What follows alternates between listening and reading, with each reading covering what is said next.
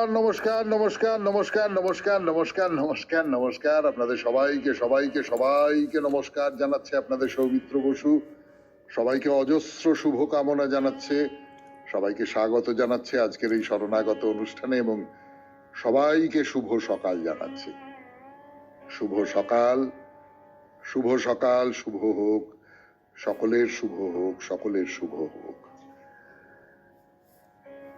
বেনি মাধবশীলের পঞ্জিকা অনুযায়ী আজকে 20শে ফাল্গুন 1431 ইংরেজির 5ই মার্চ 2025 বুধবার। আজ ষষ্ঠী।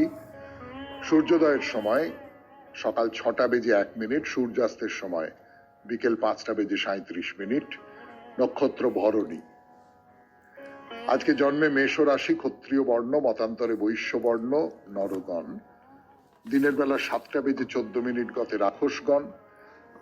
দিনের বেলা 12:52 গতে বৃষ রাশি, বৈশ্য বর্ণ, মতান্তরে শূদ্র বর্ণ।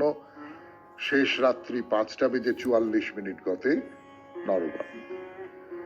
আমাদের হোয়াটসঅ্যাপে চিঠি পাঠাবার নাম্বার 9831922927। চিঠির গোড়ায় অতি অবশ্যই SG লিখতে হবে। এবারে তাহলে আজকের অনুষ্ঠান সম্পর্কে বলি। অনুষ্ঠান যেরকম রোজ হয় সেই রকমই। প্রথমে পুরাণ চিরন্তন। পুরাণ চিরন্তনে জরাসন্ধকে পরপর দুবার হারিয়ে দিয়েছেন কৃষ্ণ এবং বলরাম, মুখ্যত কৃষ্ণ। এবং দ্বিতীয়বারে তো একেবারে পাহাড়ের মধ্যে একটা দুর্গে তারা অবস্থান করছিলেন। জরাসন্ধ চারপাশ থেকে ঘিরে ফেলেছেন, পাহাড়ের চারপাশে আগুন জ্বালিয়ে দিয়েছেন। সেখান থেকে অলৌকিকভাবে লাফ দিয়ে জরাসন্ধের সৈন্যদের ওপর পড়ে তাদের নানান দিব্যাস্ত্র দিয়ে জরাসন্ধের সৈন্যবাহিনীকে ছত্রখান করে দিলেন। বলরামের সঙ্গে জরাসন্ধের গদাযুদ্ধ শুরু হলো। তখন একটা দৈববাণী হলো যে, না বলরাম, তুমি যুদ্ধে নিবৃত্ত হও, তোমার হাতে জরাসন্ধের মৃত্যু হবে না, তার ভবিতব্য অন্যরকম।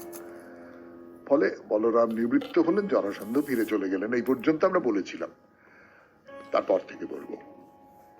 তারপরে চলে যাব স্বামী বিবেকানন্দের রচনা থেকে পাঠ। এই পর্বে বহুত্বে একত্ব, এই হলো রচনার নাম। তারপর কথামৃত থেকে পাঠ, স্বামী লোকেশ্বরানন্দের একটি রচনা পড়ে শোনাবো আপনাদের।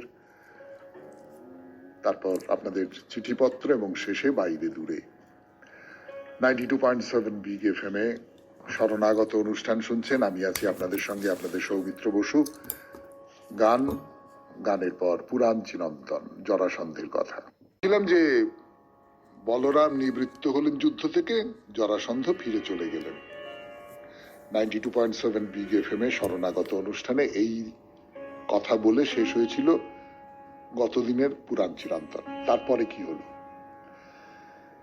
মহাভারতে কৃষ্ণ বলছেন যে আমাদের মথুরার মন্ত্রণা সভায় যখন ঠিক হলো যে আমরা পালাবো, বলরাম এবং কৃষ্ণ গোমন্ত পাহাড়ে চলে গেলেন, তখন আমরা আমাদের যদু বৃষ্টিদের সমস্ত সম্পত্তি যথাসম্ভব সংক্ষেপ করে নিয়ে আলাদা আলাদা দল করে মথুরা থেকে বেরিয়ে পড়লাম। অর্থাৎ টাকা পয়সা, ধন দৌলত যেগুলো লাগবে আমাদের, সেগুলো নিয়ে আলাদা আলাদা ছোট ছোট দলে মথুরা থেকে বেরিয়ে পড়লো। কৃষ্ণ আর বলরাম আলাদা এককভাবে যাননি। এইটা বলছেন পৃথক্ত্বেন মহারাজ সংক্ষিপ্য মহতি শ্রিয়ম। খুব খুব স্বাভাবিক সঙ্গত একটা কথা বলে মনে হয় এটা, না? কংসের মৃত্যুর পর এই যাদব যারা, বৃষ্ণিরা এখন এখন একত্র হয়েছেন, তাদের নেতা হচ্ছেন কৃষ্ণ। জরাসন্ধ এসে আক্রমণ করেছে, তখন এটা মোটেই স্বাভাবিক নয় যে যদু বৃষ্ণিরা সব মথুরায় থেকে গেল আর তাদের দুই নেতা প্রাণ ভয়ে পালিয়ে পালিয়ে বেড়াতে লাগলো, গোমন্ত পাহাড়ে চলে গেল। এইটা হ্যাঁ হরিবংশে আছে, পুরাণে আছে, কিন্তু এইটা খুব সত্যি বলে মনে হয় না। এটা গতদিনই আপনাদের বলছিলাম যে এর মধ্যে একটু গন্ডগোল আছে, যুক্তির দিক থেকে গন্ডগোল আছে।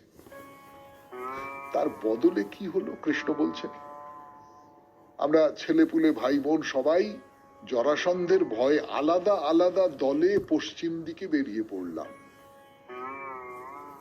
এবং পরিষ্কার করে বলছেন যে আমরা রৈবতক পর্বতের কাছাকাছি কুশস্থলী নগরীতে গিয়ে আবার বসতি তৈরি করলাম।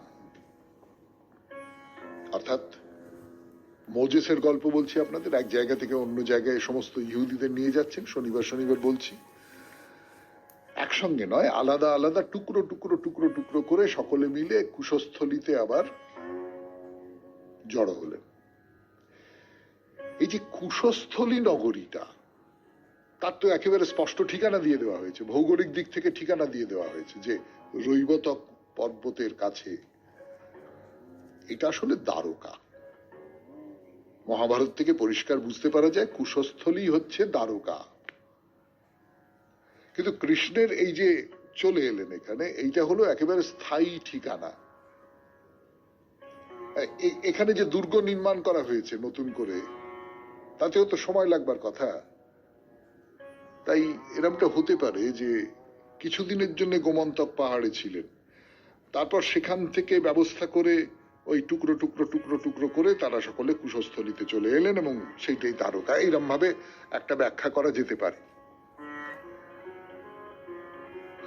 তো এর আগে যে কথাটা বলেছি, বারবার করেই বলছি, যে কৃষ্ণের সময়ে জরাসন্ধের মতো শক্তিমান রাজা ভূভারতে আর কেউ ছিলেন না। সেই প্রচন্ড যে জরাসন্ধ, যার প্রচন্ড ক্ষমতা, প্রচন্ড শক্তি, এবং সেই প্রচন্ড শক্তি শুধু তার নিজের একার ক্ষমতা নয়, একার সৈন্যবাহিনী নয়, তার সঙ্গে যোগ দিয়েছেন অজস্র রাজা যাদের পরাভূত করে রেখেছিলেন জরাসন্ধ। এই যে জরাসন্ধ, একে নানা কৌশলে কৃষ্ণ 18 বার প্রতিহত করেছিলেন। তার ফল কি হলো? যদি খুব প্রবল কোন শক্তিকে কেউ হারিয়ে দিতে পারে, বারবার করে হারাচ্ছে, তখন সে একটা প্রবল শক্তি হিসেবে উঠে আসে। কৃষ্ণ একজন নতুন রাজনৈতিক শক্তি হয়ে উঠে এলেন, জরাসন্ধ যাকে কিছুতেই পরাজিত করতে পারছেন না। তো তার ফলে একটা ভাগ হয়ে গেল, জরাসন্ধের পক্ষে কিছু লোক আর কৃষ্ণের পক্ষে কিছু লোক। উত্তর ভারত, মধ্য ভারত, পশ্চিম ভারত, এই যে বিরাট একটা এলাকা, এই এলাকার একটা পক্ষ জরাসন্ধের দিকে, অন্য পক্ষ কৃষ্ণের দিকে।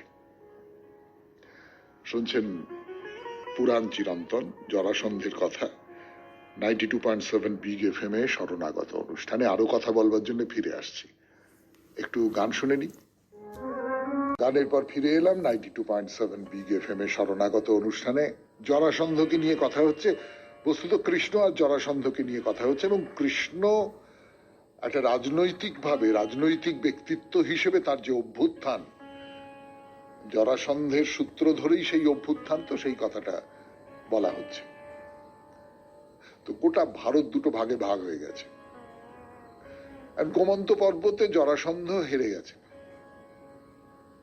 তো জরাসন্ধ হেরে যাওয়ার পরপরই কৃষ্ণের বিরুদ্ধে যুদ্ধ করবার জন্য মগধরাজ যে যে যে বিরাট সৈন্যবাহিনী তৈরি করেছিলেন, সেই রাজারা যে যার নিজের দেশে ফিরে গেলেন।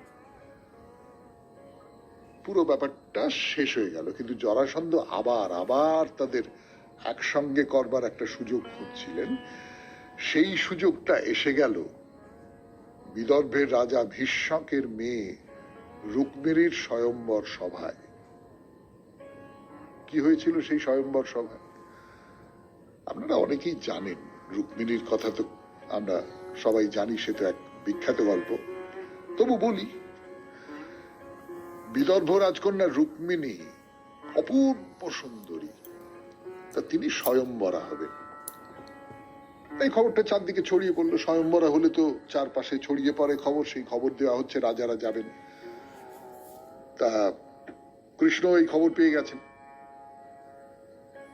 ওই যারা খবর দেয় আর কি, তারা এসে বলল যে বিদর্ভরাজ ভীষ্মকের মেয়ে রুক্মিণীর স্বয়ম্বর সভা হবে, সেই উপলক্ষে দেশ বিদেশের সমস্ত রাজারা রুক্মিণীকে বিয়ে করবার জন্য বিদর্ভে এসে শিবির স্থাপন করেছেন।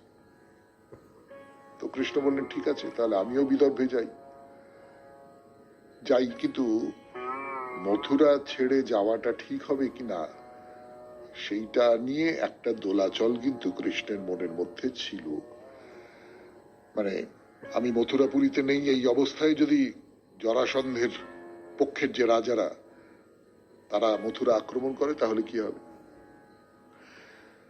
কৃষ্ণ শেষ পর্যন্ত কি করলেন আপনারা অনেকে জানেন, কিন্তু আমি বলবো, আজকে বলবো না, আগামীকাল বলবো পুরাণ চিরন্তনে 92.7 বিগ এফএম এ।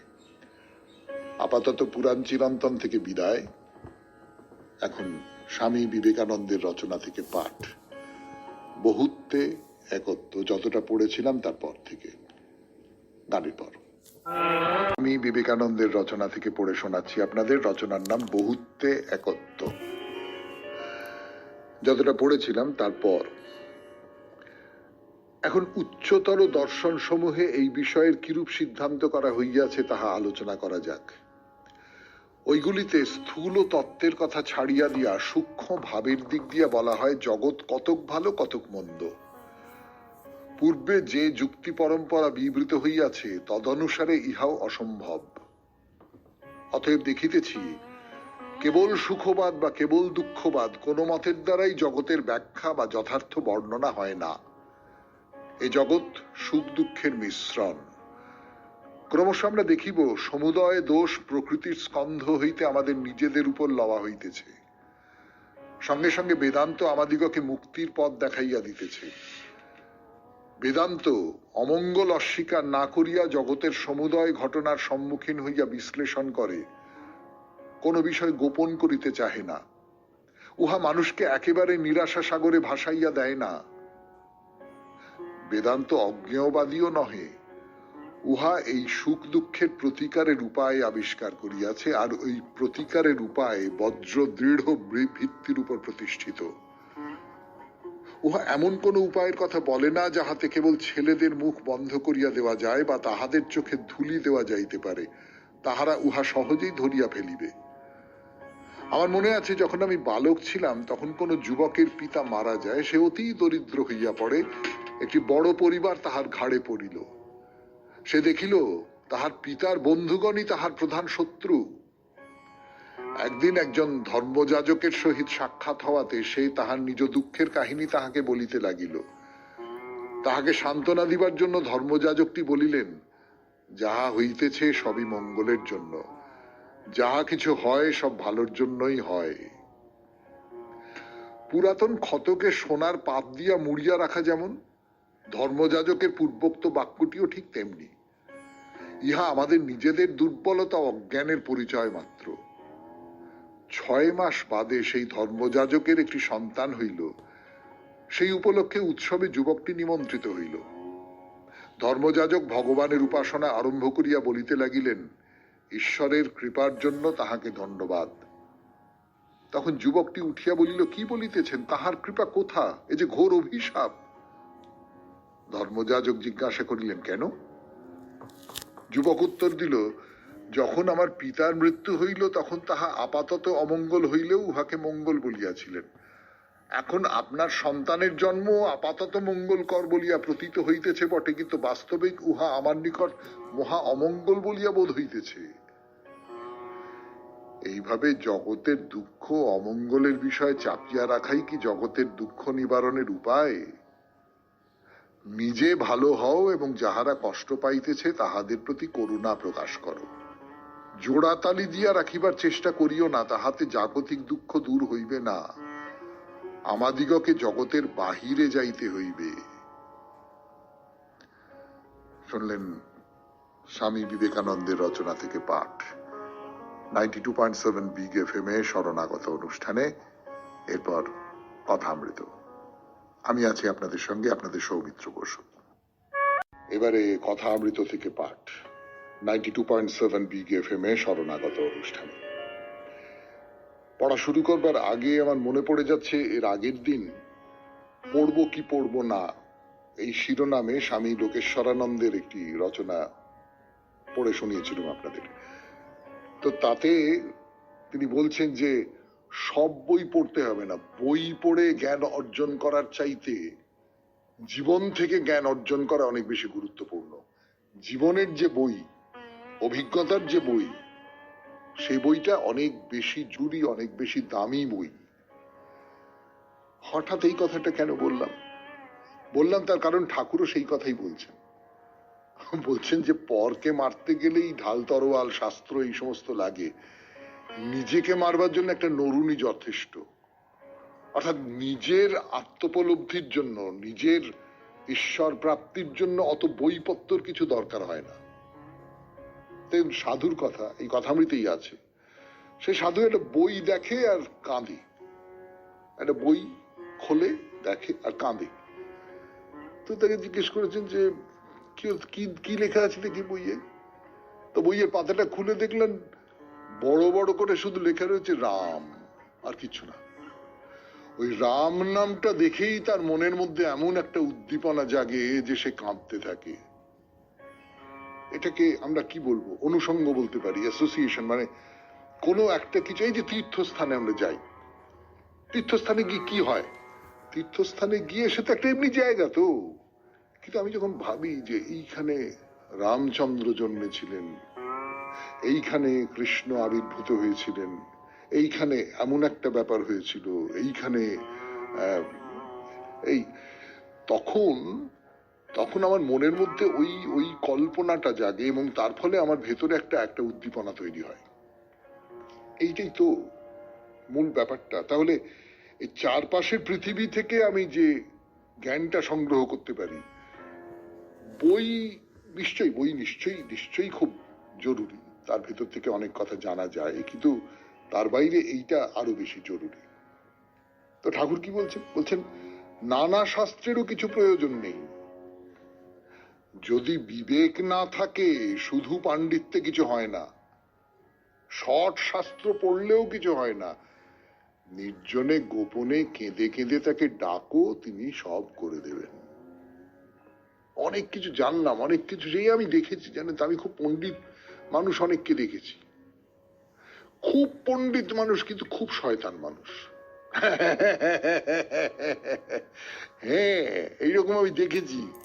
মানে খুব কুটিল তারা, খুব খুব মানে কি করে অন্যকে অপমান করবে, কি এইরকম সব প্রচুর আছে। উল্টোটাও আছে, নিশ্চয়ই উল্টোটাও আছে। এবং সেই উল্টোটা যাদের আছে তাদের দেখেছি, তারা যখন উদাহরণ দেন কোন একটা বিষয়ে পড়াচ্ছেন বা শেখাচ্ছেন বা কিছু, তখন জীবন থেকে উদাহরণ দিতে পারে।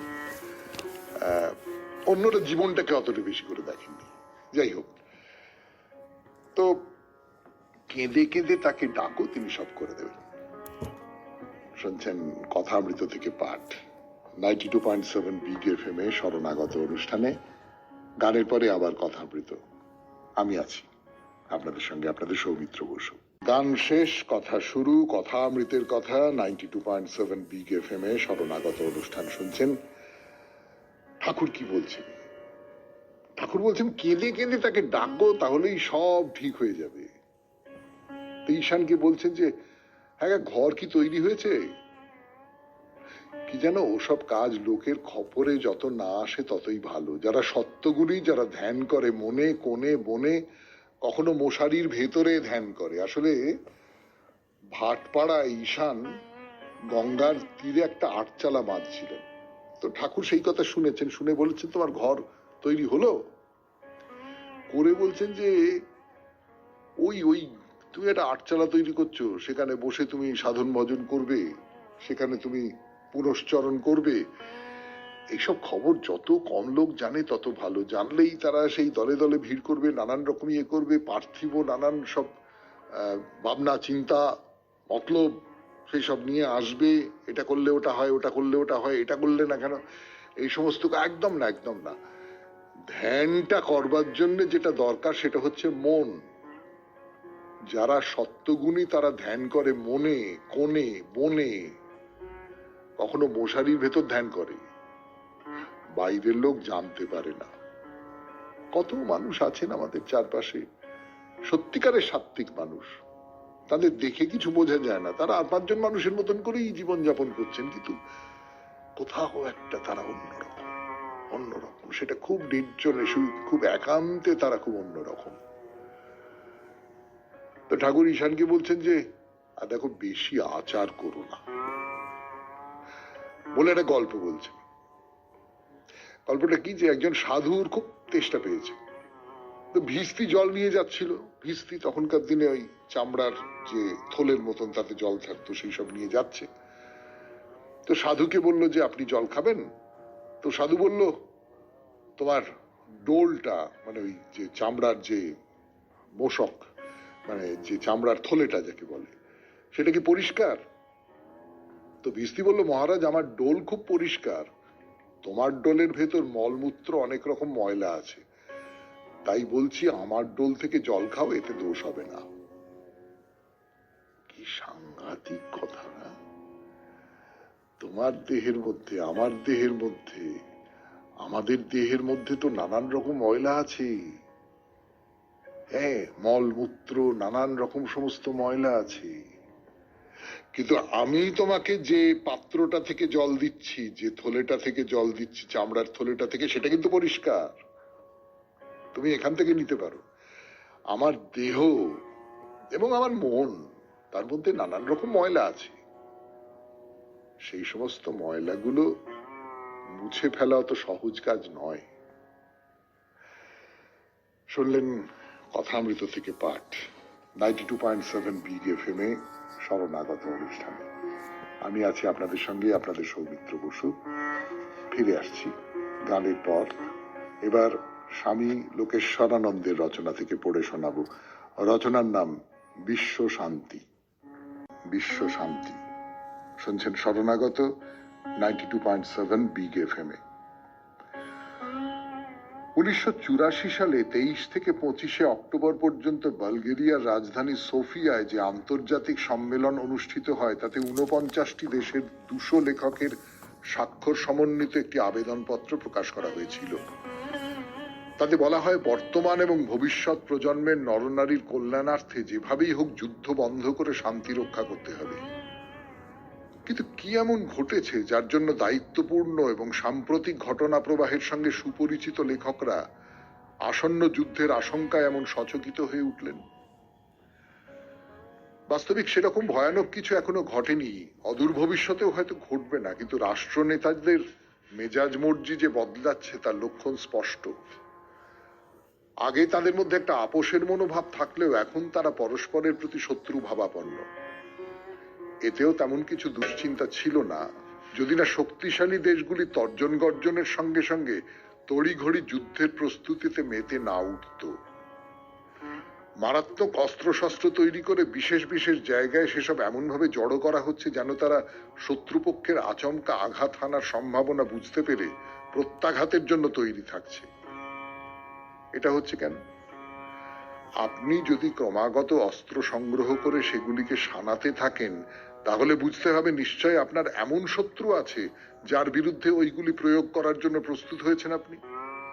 শত্রু যেই হোক না কেন, তাতে কিছু আসে যায় না, কিন্তু আপনি যে সশস্ত্র এবং আপনার মধ্যে যে একটা যুদ্ধংদেহী ভাব কাজ করছে, এটাই অস্বস্তির বিষয়। কারণ দুপক্ষের যে কোনো একজনের একটু ভুল পদক্ষেপের ফলে যুদ্ধ শুরু হয়ে যেতে পারে, যদিও প্রথম আক্রমণ কে করেছে তা নিয়ে বিতর্ক থেকেই যাবে। আপনি এবং আপনার শত্রু দুজনেই সশস্ত্র এবং যুদ্ধ করার জন্য প্রস্তুত, কারণ আপনারা কেউ কাউকে বিশ্বাস করেন না। এই অবিশ্বাসী যুদ্ধের মূল কারণ। দুর্ভাগ্যবশত এই অবিশ্বাস এখন এমন এক পর্যায়ে পৌঁছেছে যে মিত্রতার প্রস্তাবে কেউই কর্ণপাত করবেন না। অপ্রতিরোধ্য এই ঘটনা প্রবাহ যেন আমাদের যুদ্ধের দিকেই নিয়ে চলেছে। বাতাসে যেন বারুদের গন্ধ পাওয়া যাচ্ছে। লেখকরা আসন্ন এই বিপদ সম্পর্কেই জনসাধারণকে সতর্ক করতে চান, কারণ তারা মনে করেন এটা তাদের নৈতিক দায়িত্ব। এই নয় যে এরা অযথা আতঙ্ক ছড়াচ্ছেন, এরা ঠান্ডা মাথার মানুষ ও বিচক্ষণ, কিন্তু আন্তর্জাতিক রাজনীতির ভাবগতিক নিরপেক্ষভাবে বিচার করে এই সিদ্ধান্তে আসতে এরা বাধ্য হয়েছেন যে যুদ্ধ আসন্ন। যদিও এখনো বিপর্যয় এড়ানো যেতে পারে। এই কারণেই লেখক সম্প্রদায় বিশ্বের রাষ্ট্রপ্রধানদের কাছে আবেদন জানিয়ে বলেছেন তারা যেন ঠান্ডা মাথায় চিন্তা করেন, সংযত থাকেন এবং ধৈর্য ধারণ করেন। রাষ্ট্রনেতারা এই আবেদনে কর্ণপাত করবেন কিনা জানা নেই, তবে আশা করা যায় তারা শুনবেন। যদিও সংকটের মুহূর্ত দ্রুত এগিয়ে আসছে, তবুও মানুষের আশা আসন্ন যুদ্ধের বিধ্বংসী বিপর্যয় থেকে জগৎ নিশ্চয় রক্ষা পাবে। যুদ্ধ যদি বাধেই ক্ষয়ক্ষতির পরিমাণ কতটা হবে কেউই তা জানে না, তবে এটা নিশ্চিত যে ধ্বংসলীলা এত ব্যাপক হবে যে আগের সব নজির ম্লান হয়ে যাবে। শক্তিধর দেশগুলি যে বিপুল পরিমাণ পারমাণবিক অস্ত্র মজুত করেছে তাতে জীবন ও সম্পত্তির যে ক্ষতি হবে তা অকল্পনীয়। বৈজ্ঞানিকরা বলছেন সভ্যতা ধূলিসাৎ হবে এবং মানুষ একেবারে নিশ্চিহ্ন হয়ে যাবে। বাস্তবিক সে দুর্দশার ছবি কল্পনা করতেও বুক কেঁপে ওঠে। সেই পারমাণবিক যুদ্ধ যে কি তা সাধারণ মানুষকে জানানো দরকার, কারণ এই যুদ্ধ হলে তারাই সবচাইতে ক্ষতিগ্রস্ত হবে। এখানেই শান্তির জন্য লেখকদের আবেদনের প্রাসঙ্গিকতা। এই সম্মেলনের আয়োজন করে বালগেরিয়া অবশ্যই একটি মহৎ কাজ করেছে।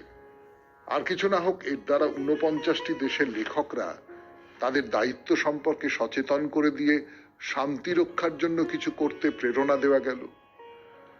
বালগেরিয়া এর আগেও এ ধরনের 4টি সম্মেলন করেছে, এটি পঞ্চম। ছোট দেশ, কিন্তু তার সৎ সাহসের প্রশংসা না করে পারা যায় না। আর এই একক প্রচেষ্টায় যদি রাষ্ট্রনেতাদের বিবেক জাগ্রত হয় তাহলে গোটা মানব জাতি তার কাছে কৃতজ্ঞ থাকবে। লেখকদের সঙ্গে বৈজ্ঞানিকরাও শান্তি রক্ষার এই মহৎ সংগ্রামে সামিল হন।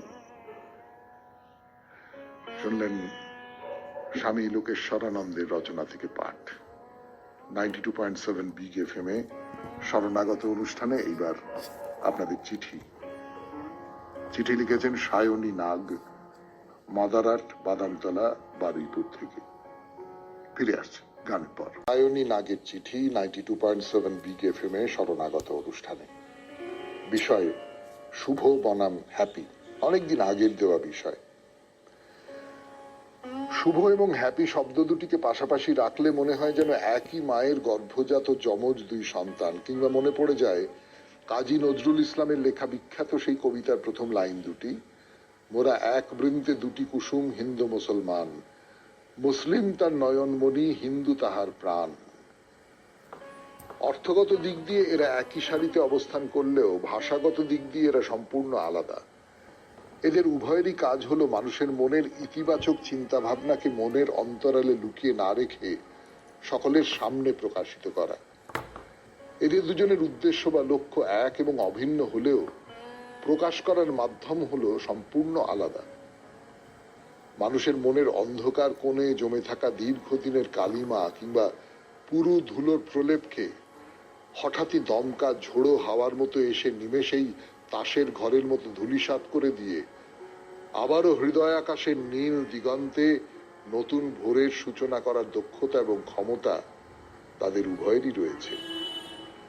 জীবের কল্যাণ ও মঙ্গল সাধনা এবং সৌভাগ্যের প্রতীক হলো এই দুটি শব্দ।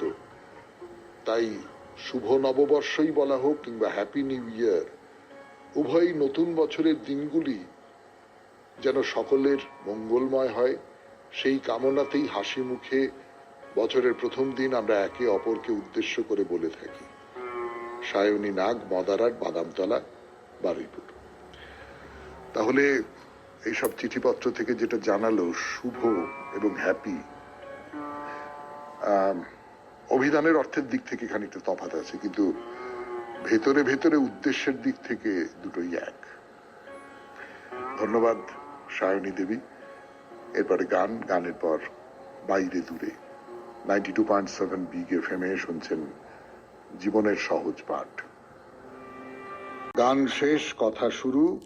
আপনাদের সৌমিত্র বসু কথা বলবে জগুলাম্মা মন্দির সম্পর্কে 92.7 বিগ এফএম এ শরণাগত অনুষ্ঠানে। তেলেঙ্গানার জগুলাম্মা মন্দির।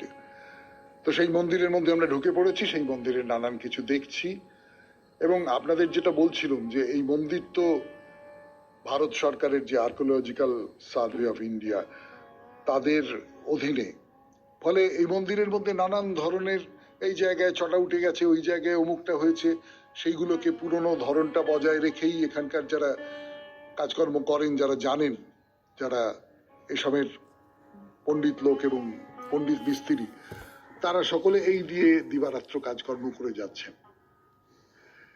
এই যে পুরো মন্দির চত্বর, এর মধ্যে একটি পুষ্করণা আছে। পুষ্করণা মানে পুকুর আর কি, পুষ্করিণী। এবং এই সমস্তটা যা আছে, এই সমস্তটা খুব সুন্দর করে, খুব খুব ঝকঝকে তকতকে করে রেখে দেওয়া আছে। বোঝা যায় এই মন্দিরটা যারা চালান, যারা পরিচালন সমিতিতে আছেন, তারা সব দিকেই খুব নজর রাখেন। তো এই নাট মন্দিরের কথা বলছিলাম, নাট মন্দিরের কথা তো হলো, সেটা ছাড়িয়ে এবার মন্দিরের দিকে যাচ্ছি আমরা। এই যাওয়ার রাস্তাটা রেলিং দিয়ে ঘেরা নয়, একেবারে যাকে বলে লোহার জাল দিয়ে ঘেরা। অর্থাৎ আপনি লোহার জাল দিয়ে ঘেরা একটা রাস্তার মধ্যে ঢুকলেন, সেই পথ ধরে সোজা চলে গেলে যোগুলাম্বার মন্দির। লোহার জাল, তার ভেতর থেকে আপনি বাইরেটা দেখছেন, বাইরে মাঠ আছে, বাইরে অন্য মন্দিরের চেহারা আছে, সেইগুলো আপনি দেখতে পাচ্ছেন, মানুষজন যাচ্ছেন আসছেন দেখতে পাচ্ছেন, কিন্তু আপনি আপাতত এই এই ঘেরা জায়গাটার মধ্যে আছেন। এগুলোর থেকে একটা জিনিস বুঝতে পারা যায়, সেটা হচ্ছে এই মন্দিরে প্রচুর মানুষ আসেন। যে মন্দিরে প্রচুর মানুষ আসেন সেই মন্দিরের নিরাপত্তা রক্ষা করবার জন্য এবং ভিড়ে যাতে পদপিষ্ট না হয়ে পড়েন। কুম্ভ মেলা যেমন হলো, কিন্তু সেখানে তো এরকম খাঁচা করার অবকাশ ছিল না, কিন্তু এই খাঁচাটা করার উদ্দেশ্যটা হচ্ছে যাতে পদপিষ্ট না হয়ে পড়েন, যাতে কোনো ক্ষতি না হয়, এইরকম এই সমস্ত কারণে ওই খাঁচার মধ্যে আপনাদের ঢুকিয়ে দেওয়া হয়েছে।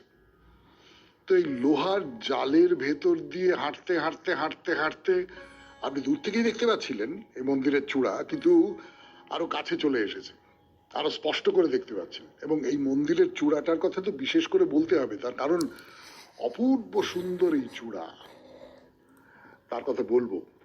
কিন্তু তার আগে আর একটা কথা বলে রাখি, মন্দির মানে কিন্তু শুকনো একটা পাথরের কাঠামো, একটা না হয় খুব অলঙ্করণ করা একটা পাথরের কাঠামো নয়। এখানে কিন্তু বেশ কিছু পাম গাছ আছে, বেশ কিছু নারকেল গাছ আছে, তারা একেবারে মন্দিরকে ঘিরে রেখেছে। ফলে এই গাছপালার মধ্যে দিয়ে মন্দিরটিকে দেখায় বড় সুন্দর। এই করতে করতে আমরা মন্দির পর্যন্ত চলে এসেছি মন্দিরের সামনে। 92.7 বিগ এফএম এ শরণাগত অনুষ্ঠান শুনছেন। আমি আছি আপনাদের সঙ্গে, আপনাদের সৌমিত্র বসু।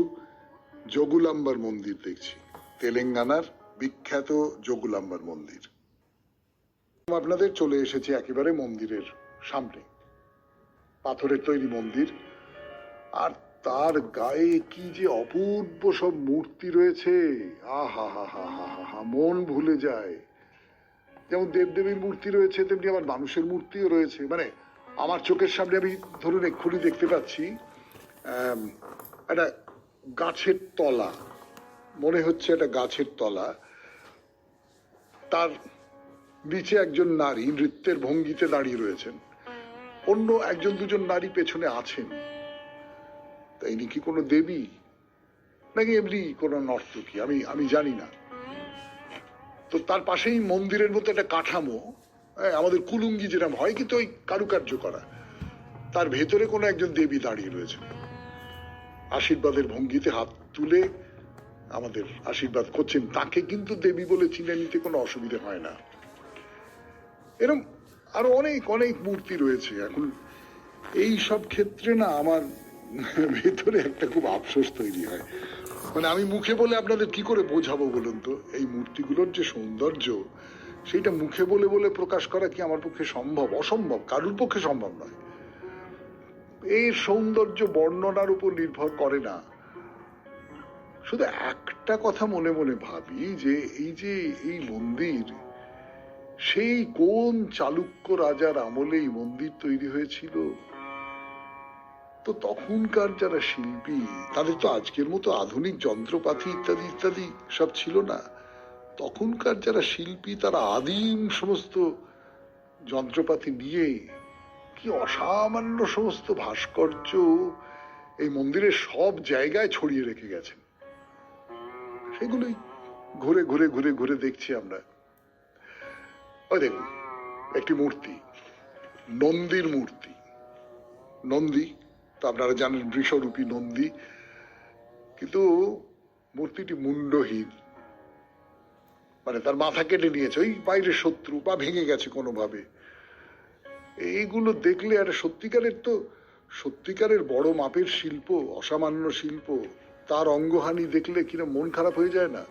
মানে আপনি যদি ভক্ত মানুষ নাও হন, আপনি যদি কেবলমাত্র শিল্পরসিক মানুষও হন, তাহলে ওই বিরাট মন্দিরের মধ্যে আপনি আপনার শিল্পবোধের এত সমর্থন পাবেন যে তাতেই আপনার মন ভরে যাবে।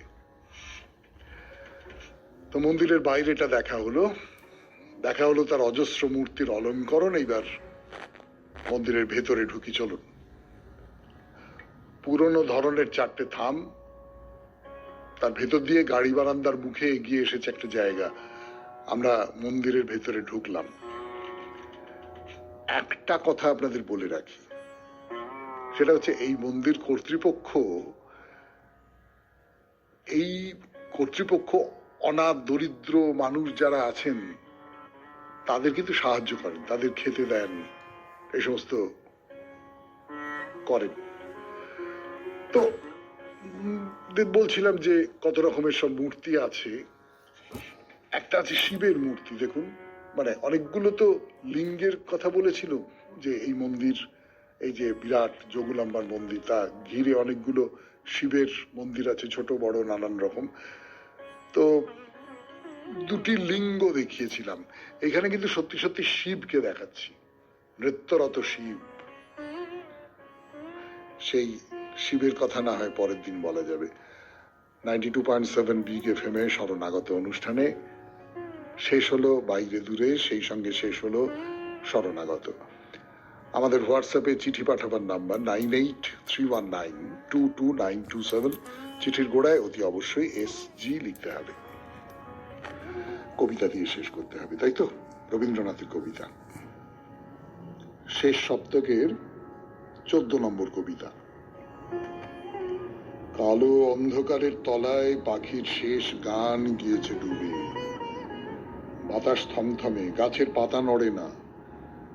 স্বচ্ছ রাত্রের তারাগুলি যেন নেমে আসছে পুরাতন মহানিম গাছের ঝিল্লি ঝঙ্কৃত স্তব্ধ রহস্যের কাছাকাছি। এমন সময় হঠাৎ আবেগে আমার হাত ধরলে চেপে, বললে, তোমাকে ভুলবো না কোনোদিনই। দীপহীন বাতায়নে আমার মূর্তি ছিল অস্পষ্ট। সেই ছায়ার আবরণে তোমার অন্তরতর আবেদনের সংকোচ গিয়েছিল কেটে। সেই মুহূর্তে তোমার প্রেমের অমরাবতী ব্যাপ্ত হলো অনন্ত স্মৃতির ভূমিকায়। সেই মুহূর্তের আনন্দ বেদনা বেজে উঠল কালের বীণায়, প্রসারিত হলো আগামী জন্ম জন্মান্তরে। সেই মুহূর্তে আমি তোমার নিবিড় অনুভবের মধ্যে পেল নিশ্চিমতা। তোমার কম্পিত কণ্ঠের বাণীটুকুতে সার্থক হয়েছে আমার প্রাণের সাধনা, সে পেয়েছে অমৃত। তোমার সংসারে অসংখ্য যা কিছু আছে তার সবচেয়ে অত্যন্ত করে আছি আমি, অত্যন্ত বেঁচে। এই নিমেষটুকুর বাইরে আর যা কিছু সে গৌণ। এর বাইরে আছে মরণ। একদিন রূপের আলো জ্বালা রঙ্গমঞ্চ থেকে সরে যাব নেপথ্যে। প্রত্যক্ষ সুখ দুঃখের জগতে মূর্তিমান অসংখ্যতার কাছে আমার স্মরণ ছায়া মানবে পরাভব। তোমার দ্বারের কাছে আছে যে কৃষ্ণচূড়া, যার তলায় দুবেলা জল দাও আপন হাতে, সেও প্রধান হয়ে উঠে তার ডালপালার বাইরে সরিয়ে রাখবে আমাকে বিশ্বের বিরাট অগোচরে। তা হোক, এও গৌণ। শুনলেন রবীন্দ্রনাথের কবিতা 92.7 বিগ FM এ শরণাগত অনুষ্ঠানে। খুব ভালো থাকবেন, আনন্দে থাকবেন। নমস্কার। নমস্কার নমস্কার নমস্কার নমস্কার নমস্কার নমস্কার নমস্কার।